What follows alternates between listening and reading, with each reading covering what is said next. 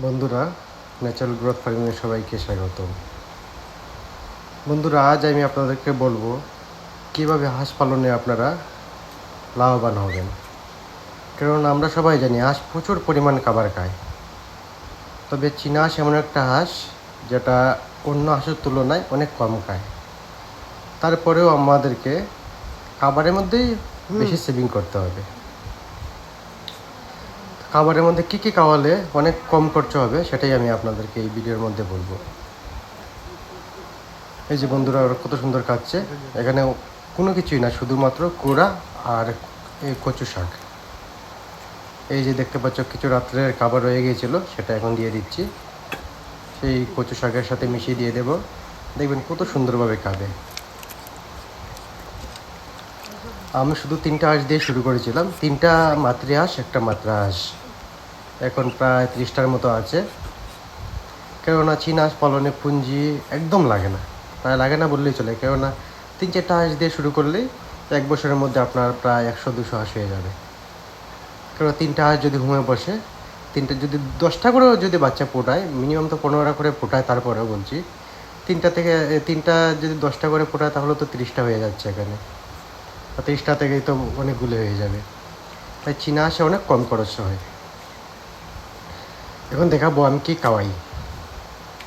এই যে দেখতে পাচ্ছ, কালকে রাত্রে আমি কচু জাল দিয়ে রেখে দিয়েছিলাম। এই যে কচু শাক, এই কচু শাকের সাথে শুধু কুড়া, যেটা আমরা ধানের গুঁড়ো বলি, সেই ধানের গুঁড়ো যদি মিশিয়ে দিয়ে দাও তাহলেই হবে। তাহলে ওরা মনে আনন্দে খাবে। দেখবেন সেই কচু শাকের মধ্যে কিন্তু প্রচুর পরিমাণে আয়রন রয়েছে, ভিটামিন রয়েছে।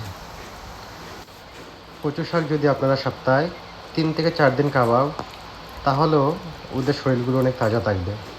কচু শাকের মধ্যে অনেক ভিটামিন আছে, যেটার জন্য আপনারা অন্য কোনো আলাদাভাবে ভিটামিন খাওয়ানোর কোনো প্রয়োজন নেই। এই যে দেখতে পাচ্ছি, মাছগুলি অনেক তাজা। শুধুমাত্র ওদেরকে আমি ডেইলি কচু খাওয়াই। প্রথমে সকালে কচু দিয়ে দেবেন, এবং দুপুরবেলা যদি কিছু ভাত দিয়ে দেন, বা চালের গুঁড়ো, দানের গুঁড়ো, যে কোনো কিছু দিলেই হবে, বা কচু দিলেও হবে। আর সন্ধ্যার 8টার মধ্যে যখন আমরা হাঁসগুলিকে তুলবো, তখন কিছু দান এবং কিছু ফিড মিশিয়ে খাওয়াবো। তাহলে কী হবে, ওরা 6 থেকে 7 মাসের মধ্যে ওরা ডিমে চলে আসবে। কেননা ফিড না খাওয়ালে আবার ডিম কম দেয়। এই জন্য সন্ধ্যার 8টার মধ্যে মনে করুন 100 গ্রাম যদি আপনারা ফিড দেন, তার সাথে 1 কেজি দান দিয়ে দেবেন, তাহলেই হয়ে যাবে। তাহলে দেখবেন আপনারা বছর শেষে বা 6 মাস পরে দেখবেন আপনাদের অনেক কম খরচ হবে। এই যে দেখতে পাচ্ছেন আমার দানের গুঁড়ো এখানে, এবং আমি 12টা ডিম দিয়ে বসিয়েছিলাম এখানে। 12টার মধ্যে 2টা ডিম খারাপ হয়ে গেছে, তো এখানে 10টা ডিম আছে।